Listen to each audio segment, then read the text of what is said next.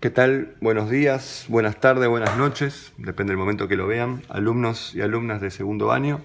Aquí el profesor París se les viene a traer una nueva clase de historia. Hoy el tema que nos toca que nos convoca, es la formación de los reinos germánicos romanos. Bien, antes de empezar, lo primero que vamos a ver es las características de los pueblos, cómo vivían, qué características tenían, cómo se organizaban estos pueblos germanos, estos pueblos que vivían en el norte del imperio.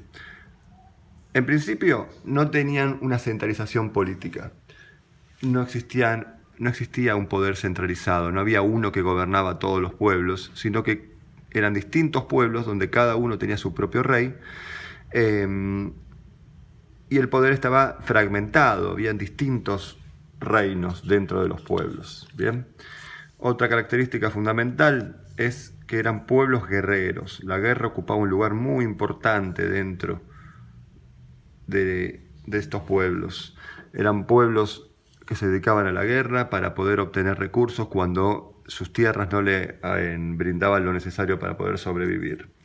A nivel religión, tenían muchos dioses, en una religión politeísta, creían en varios dioses, en donde, no es casual, también relacionado con la característica de la guerra, de la cuestión bélica, el principal dios era el dios de la guerra. Todo aquel germano que moría en guerra llegaba al cielo, vamos a decirle, con una entrada VIP. Era el sumum, era lo más importante morir en guerra. ¿Por qué? Porque si el dios principal es el dios de la guerra, todo aquel que que moría luchando tenía una entrada triunfal al paraíso. Por otro lado, era una sociedad constituyeron una sociedad agrícola.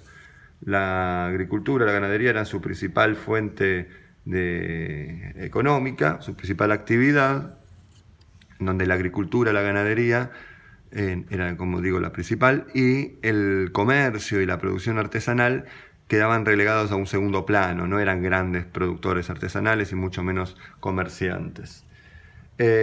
Ahora bien, por las características de sus suelos y dónde vivían, sus tierras no eran las mejores para el cultivo.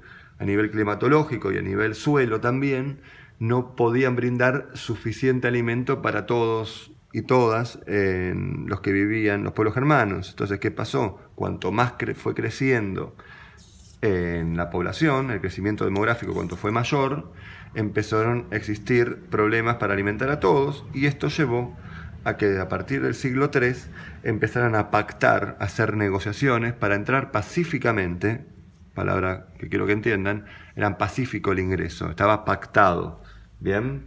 El ingreso en el imperio. El emperador lo autorizaba, había una negociación. Ahora entraban de dos formas distintas, ya sean o siendo colonos o federados. Colonos eran los que eran campesinos que entraban, ingresaban y vivían en un campo de un terrateniente, y por el hecho de trabajar y vivir en ese campo tenían que pagarle o aportarle el 50% de su producción. Bien, federados eran los pueblos o los hombres que formaban parte del ejército romano, germanos que se sumaban al ejército romano y luchaban por Roma. Bien. Ahora, a partir del siglo V, como ya hablamos la otra vez, hubo un cambio de actitud, un marcado cambio de actitud. Ya el ingreso dejó de ser pacífico y se empezó a dar el ingreso masivo y violento de los pueblos germanos dentro del imperio. ¿A raíz de qué? De las invasiones de los hunos. Al invadirlo los hunos, habíamos dicho que se vieron obligados a ingresar, y aquí es donde puse este mapita, donde ingresaron a través de distintos lados. Esto lo pueden buscar por internet igual, mapa acá lamentablemente no tiene color, pero para entender que los hunos que parten de la región de Rusia actual empezaron a ocupar el territorio germano, lo que obligó a los distintos pueblos a ingresar dentro del imperio, en donde lo que termina marcando es la destrucción del imperio romano de Occidente. Aquí les puse unas imágenes hermosas para que vean la lucha entre germanos y romanos. ¿Bien?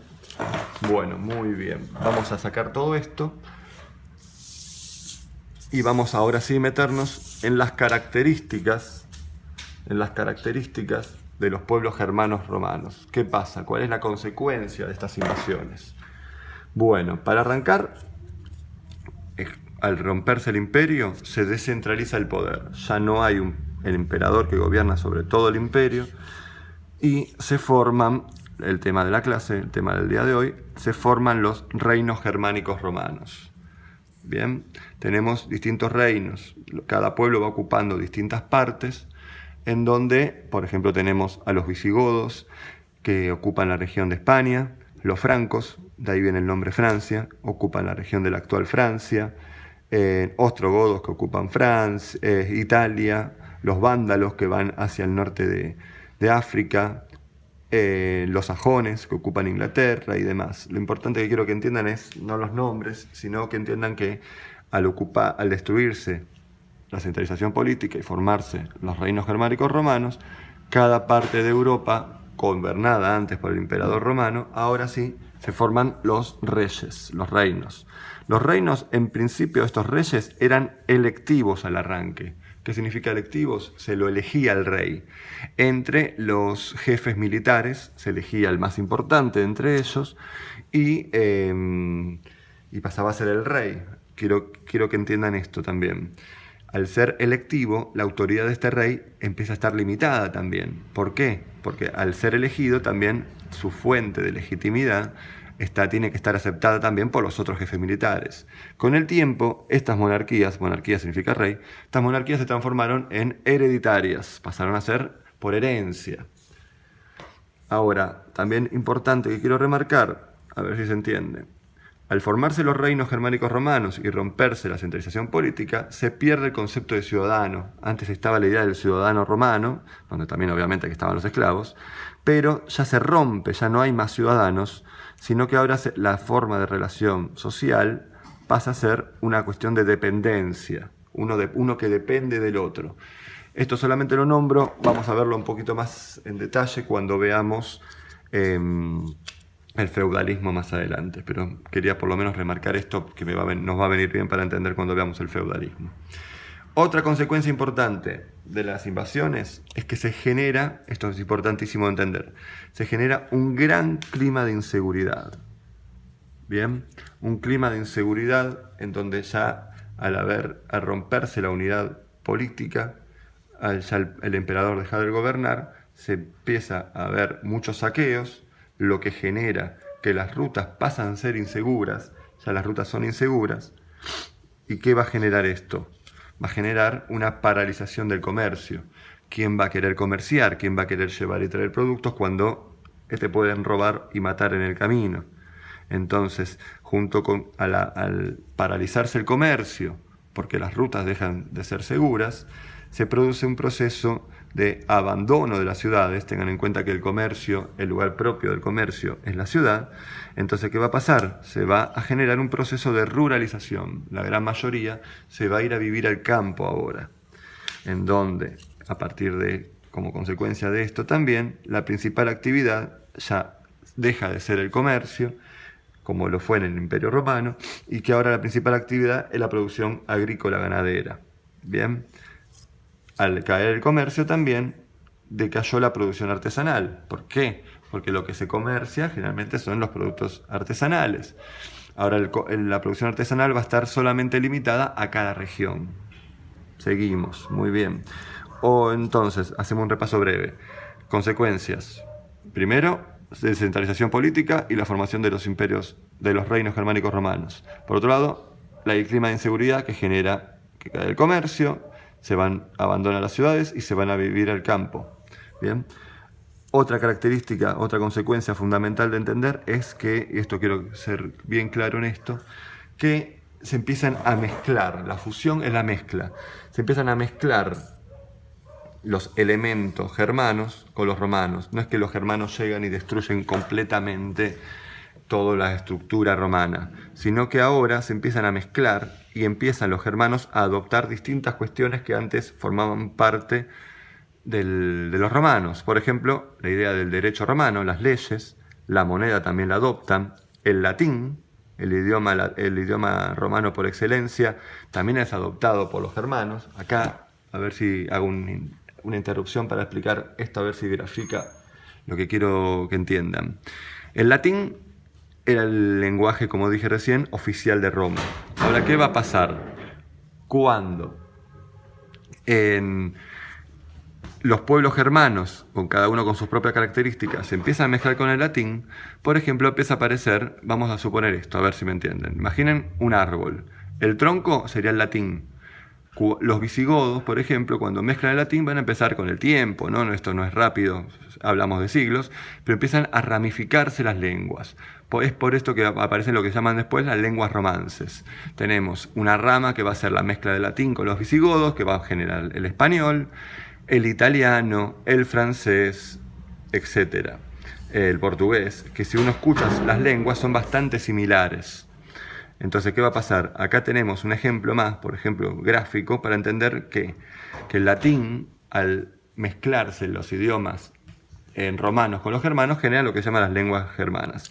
Ahora, este proceso de fusión, esto es muy importante de entender también, este proceso de fusión se genera también y se puede plasmar a partir de la adopción del cristianismo. ¿Qué significa esto? La religión, el cristianismo, es adoptado por los romanos y lo que va a generar esta fusión, esta mezcla entre ambas culturas. La fusión, entonces, el cristianismo es un elemento unificador, lo que genera una fusión de la cultura romana. Se podría decir que gracias a la Iglesia o gracias a la adopción del cristianismo por los pueblos germanos, es que se mantuvo la unidad del mundo europeo, si no se hubiese diversificado posiblemente. Bueno, hasta aquí hemos llegado. Lo último que quiero remarcar es lo siguiente.